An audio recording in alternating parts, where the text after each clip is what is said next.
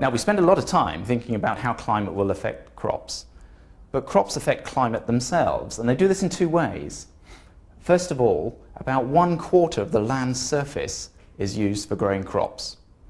Another 10–15% are used for pasture, so a substantial amount of the land's surface is used in crop and agricultural production. And how we use that land affects our climate. If we were, for example, to PTE deforest a substantial area and replace it with an annual crop such as soybean, then we would alter the characteristics of the land's surface, alter the way that water and heat flows from the land's surface to the atmosphere and back, and ultimately change the regional climate if there's a large enough change to the land surface. So this is an absolutely fascinating topic, and one that's really quite difficult to understand because of the complexity.